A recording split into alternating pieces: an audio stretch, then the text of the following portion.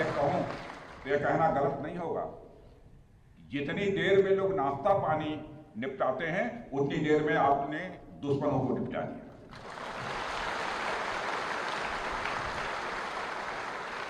आपने दुश्मनों की जमीन पर जाकर आपने मिसाइलें गिराई है। उसकी गूंज केवल भारत की सीमाओं तक ही सीमित नहीं रही है, बल्कि सारी दुनिया ने सुना है मेरे दोस्तों, सारी दुनिया ने सुना। और वास्तव में वह गूंज सिर्फ मिसाइल्स की ही नहीं थी, वह गूंज थी आपके शौर्य की और भारत के सेना के जवानों के पराक्रम की। ऑपरेशन सिंदूर में भारतीय वायुसेना ने जो प्रभावी भूमिका निभाई है, उसकी सराहना इस देश में ही नहीं बल्कि दुनिया के दूसरे देशों में भी हो रही है।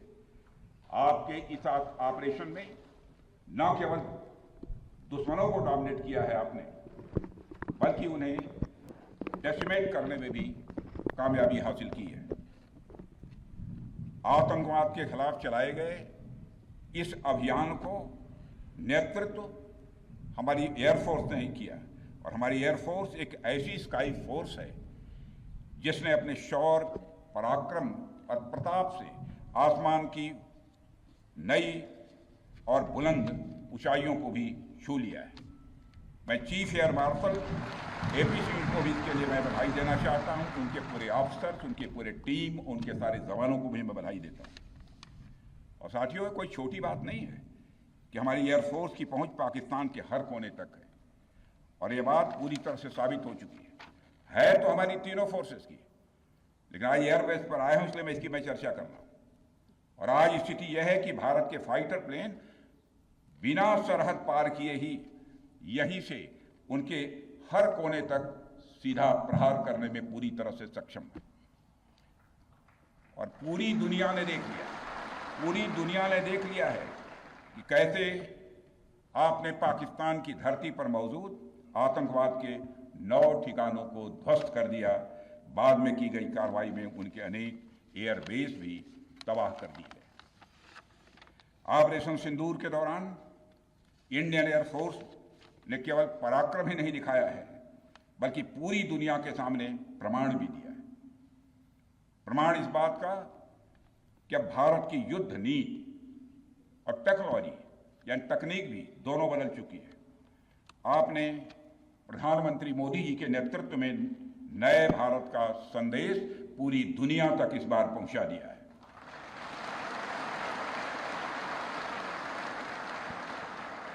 और साथियों, यह संदेश है कि अब भारत केवल विदेशों से इंपोर्ट किए गए हथियारों और प्लेटफॉर्म्स पर ही निर्भर नहीं है, बल्कि भारत में बने अस्त्र और शस्त्र भी हमारी सैन्य शक्ति का अब हिस्सा बन चुके हैं। अब भारत में बने और भारतीय हथियारों से बने हथियार भी अचूक और अभेद्य हैं। यह पूरे विश्व ने देख लिया है। ब्रह्मोस मिसाइल की ताकत को तो पाकिस्तान ने खुद स्वीकार कर लिया है। हमारे देश में एक कहावत काफी पुरानी है, और वह है दिन में तारे दिखना।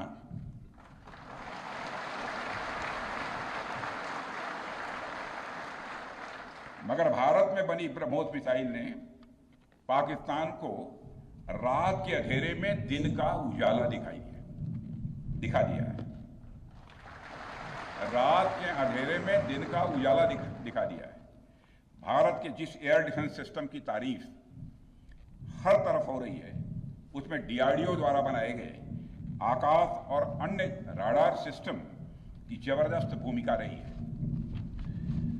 साथियों, कई स्थानों पर हमारे नागरिक दुश्मन के ड्रोन आते देख भाग नहीं रहे थे, बल्कि हमारे एयर डिफेंस सिस्टम के हाथों उनको मार गिराने की वीडियो बना रहे थे।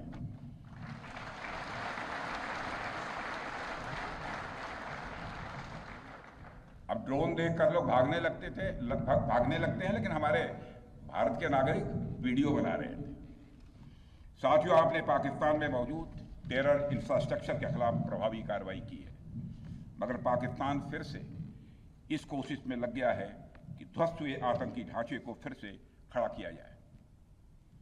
वहां की सरकार पाकिस्तानी आम नागरिकों से लिया गया टैक्स जैशे मोहम्मद जैसे आतंकवादी संगठन के आका मसूद अजहर को करीब 14 करोड़ रुपए देने में खर्च करेगी, जबकि वह यूनाइटेड नेशंस डेजिग्नेटेड टेररिस्ट घोषित हो चुका है। इतना ही नहीं, लश्कर-ए-तोयबा और जैशे मोहम्मद के मुरूद के और बहावलपुर स्थित टेरर इंफ्रास्ट्रक्चर को फिर से खड़ा करने के लिए पाकिस्तान सरकार ने आर्थिक सहायता देने की घोषणा की है, लेकिन निश्चित रूप से इंटरनेशनल मॉनेटरी फंड से आने वाले $1 बिलियन के बड़े हिस्से को टेरर इंफ्रास्ट्रक्चर को फंड करने में इस्तेमाल होगा, ऐसा मेरा मानना है। क्या यह इंटरनेशनल मॉनेटरी फंड IMF द्वारा, जो कि एक इंटरनेशनल ऑर्गेनाइजेशन है, उसके द्वारा इनडायरेक्ट फंडिंग इसे नहीं माना जाएगा? मैं दुनिया के लोगों के सामने यह सवाल रखना चाहता हूं। इसलिए मैं मानता हूं कि आज के समय में पाकिस्तान को किसी भी तरह की आर्थिक सहायता टेरर फंडिंग से कम नहीं है। भारत यही चाहेगा कि IMF पाकिस्तान को अपनी $1 बिलियन की असिस्टेंस पर वह पुनर्विचार करे और आगे भी किसी भी तरह की सहायता देने से IMF परहेज करे। भारत नहीं चाहता जो फंडिंग हम IMF को करते हैं वह डायरेक्ट या इनडायरेक्ट किसी भी तरीके से पाकिस्तान या किसी भी देश में टेरर इंफ्रास्ट्रक्चर को बनाने में वह इस्तेमाल की जाए। हम नहीं चाहते। साथियों, अब यह स्पष्ट हो गया है कि पाकिस्तान में आतंकवाद और वहां की सरकार का चोली दामन का संबंध है। स्टेट और नॉन स्टेट एक्टर के बीच का नकाब अब पूरी तरह से उतर चुका है। अतः इस परिस्थिति में यदि वहां परमाणु अस्त्र एटॉमिक वेपन रहते हैं तो इस बात की संभावनाओं को भविष्य में नकारा नहीं जा सकता कि कभी वो आतंकवादी तत्वों के हाथों में चले जाएं। ये सिर्फ भारत के लिए नहीं बल्कि पूरी दुनिया के लिए और पाकिस्तान की आम जनता के लिए भी एक गंभीर खतरे की बात होगी। सारे विश्व और खासकर पाकिस्तान की आवाम को यह समझना होगा कि वो कितने बड़े खतरे के मुकाम पर बैठे हैं। वो एक ऐसे बारूद की ढेर पर बैठे हैं जिसके चारों तरफ माचिसें आपस में लड़ते हुए लोग हैं। इस हालात के लिए पाकिस्तान की फौज को संदेश देना चाहूंगा, कागज का है लिबास, कागज का है लिबास, चिरागों का शहर है, चलना संभल संभल के क्योंकि तुम नशे में हो।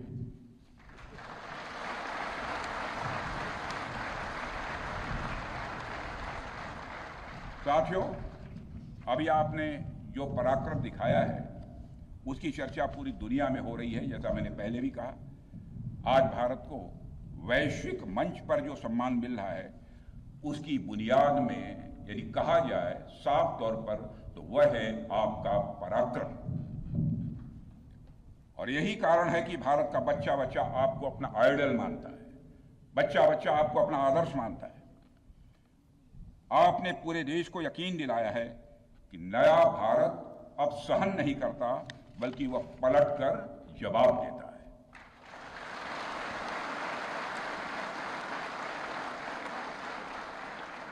मैं चाहे जितना कुछ भी बोलूं, लेकिन मेरे शब्द आपके कार्य को मापने में असमर्थ होंगे।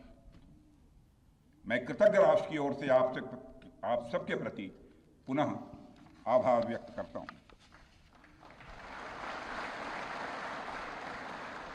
साथियों, अब आतंकवाद के विरुद्ध लड़ाई केवल सुरक्षा का विषय नहीं बल्कि नेशनल डिफेंस डॉक्ट्रिन का यह हिस्सा बन चुकी है।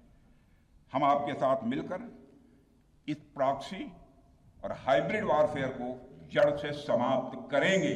रक्षा मंत्री होने के नाते यह संकल्प मैं दोहराना चाहता हूं। अब हमारा भारत पहले का भारत नहीं है। प्रधानमंत्री के नेतृत्व का यह नया भारत का जन्म हो चुका है। मेरे बहनों भाइयों, हम हमारे आराध्य श्री राम के उस मार्ग का अनुसरण करते हुए आगे बढ़ रहे हैं जिसमें वह आसुरी शक्तियों के विनाश का प्रण लेते हैं। निश्चरहीन करौ मही भुज उठाई पण कीन, अर्थात जिस प्रकार भगवान राम ने अपनी भुजाओं को उठाकर धरती को राक्षस विहीन करने का प्रण लिया था, ठीक उसी प्रकार श्री राम के आदर्शों का पालन करते हुए हमने भी आतंकवाद को जड़ से समाप्त करने का संकल्प लिया है।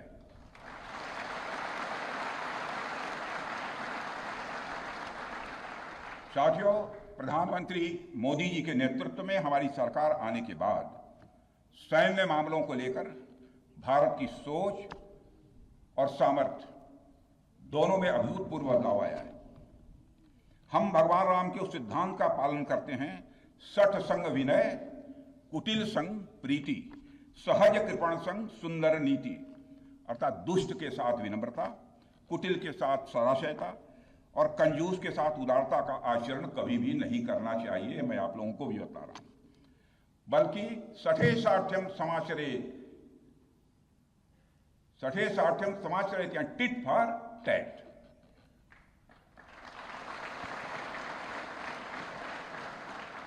साथियों, ऑपरेशन सिंदूर ने यह स्पष्ट संदेश दे दिया है कि हमने शांति के लिए जितना अपना दिल खोल कर रखा है, शांति को नष्ट करने वालों के विरुद्ध उतना ही अपना हाथ भी खोल कर रखा है।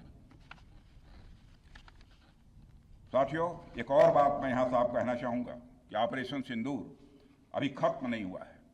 जो कुछ भी हुआ है वह सिर्फ एक ट्रेलर मात्र था। अब जब भी सही समय आएगा तो हम पूरी पिक्चर भी दुनिया को दिखाएंगे।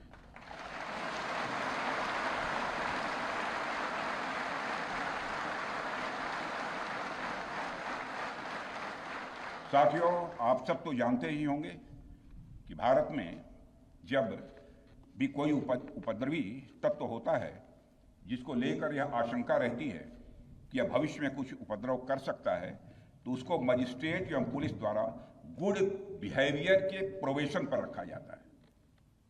कोई गड़बड़ करता है तो उसको कुछ समय के लिए मजिस्ट्रेट गुड बिहेवियर के प्रोबेशन पर रखते हैं।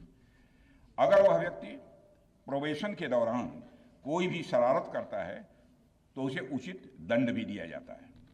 ठीक उसी तरह वर्तमान सीज फायर में हमने पाकिस्तान को बिहेवियर के आधार पर अभी प्रोबेशन पर रखा हुआ है। यदि उसका बिहेवियर सुधरता है तब तो ठीक, और यदि बिहेवियर में फिर से गड़बड़ी आती है तो उसको कड़े से कड़ा दंड दिया जाएगा।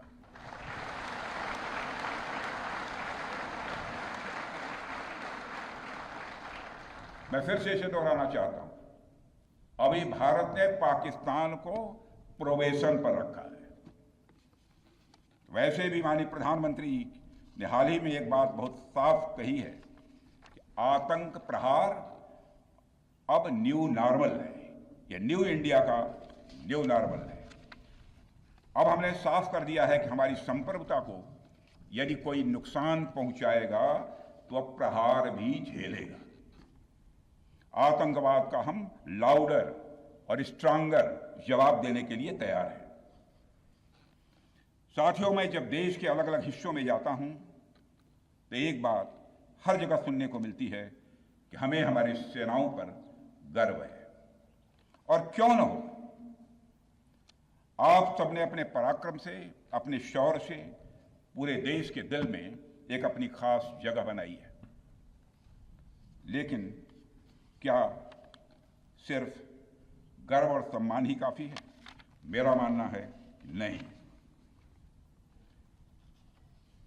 साथियों, कुछ साल पहले हम दुनिया से हथियार खरीदते थे, आज हम खुद बना रहे हैं बहुत सारे हथियार। कुछ लेते भी हैं, artillery systems, radar systems, missile shields, drones और काउंटर ड्रोन्स जैसे साजो सामान आज हम भारत में ही मैन्युफैक्चर कर रहे हैं। हम इंपोर्टर से एक्सपोर्टर बन रहे हैं, और यह केवल शुरुआत भी है, केवल शुरुआत भर है। मैं आप सबको एक बार फिर ऑपरेशन सिंदूर की सफलता पर तहे दिल बधाई देता हूं, और मैं बस इतना कहूंगा कि आपके पराक्रम ने यह दिखा दिया है कि यह वो सिंदूर है, यह वो सिंदूर है जो श्रृंगार का नहीं बल्कि शौर्य का प्रतीक है। यह वह सिंदूर है जो सौंदर्य का नहीं बल्कि संकल्प का प्रतीक है। यह सिंदूर खतरे की वह लाल लकीर है, यह सिंदूर खतरे की वह लाल लकीर है जो भारत ने अब आतंकवाद के माथे पर खींच दी है। मैं इस अवसर पर साथियों आप सभी के साथ साथ देश की जनता का भी आभार प्रकट करता हूं। भारत की जनता ने एकजुटता और समझदारी का परिचय देते हुए आप सभी का, सरकार का, यानी पूरे देश का सहयोग किया है। इस लड़ाई में न केवल सरकार, आर्म फोर्सेस और सुरक्षा सभी नागरिक एकजुट थे और मैं कह सकता हूं कि भारत का हर नागरिक इसमें सिपाही की तरह भागीदार था। मैं देश की उन माताओं को भी प्रणाम करना चाहता हूं जिनकी कोख से आप जैसे बहादुरों ने जन्म लिया है।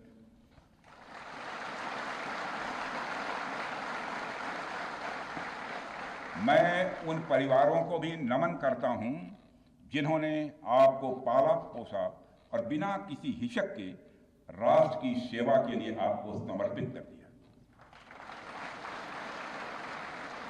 और मैं आपको आश्वासन देता हूं, सरकार और देश की जनता हर कदम पर, हर स्थिति में आपके कंधे से कंधा मिलाकर आपके साथ खड़ी है। और मुझे पूरा विश्वास है कि आपके सहयोग से हम इस पूरे रीजन में आतंकवाद का समूल नाश करेंगे, ताकि कल को कोई भारत की संप्रभुता के खिलाफ आंख उठाने की हिमाकत न कर सके।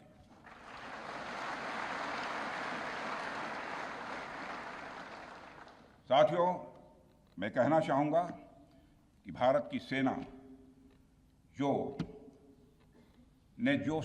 अदम्य शौर्य दिखाया है और सरकार ने जो अद्भुत कूटनीतिक परिदृश्य बनाया है, मैं फिर से दोहराना चाहूंगा, भारत की सेना ने जो अदम्य शौर्य दिखाया है और सरकार ने जो अद्भुत कूटनीतिक परिदृश्य बनाया है, उसके आधार पर मेरे बहादुर जवानों, आप आश्वस्त रहिए कि भारत के भविष्य का सूर्य प्रखरता के साथ उदित होने वाला है और यह सब रात के टिमटिमाते हुए नक्षत्रों की तरह बुझने वाले हैं।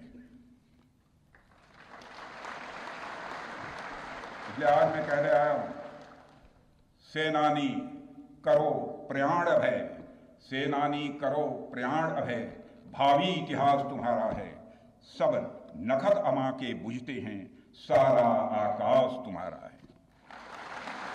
इन्हीं शब्दों के साथ पुनः आप सबके प्रति आभार व्यक्त करते हुए और साथ ही आपके सभी परिवार के सदस्यों के प्रति कृतज्ञता ज्ञापित करते हुए उनके प्रति हृदय से सम्मान की अभिव्यक्ति करता हूं। बोलिए भारत माता की, भारत माता की, बोले शो निहाल।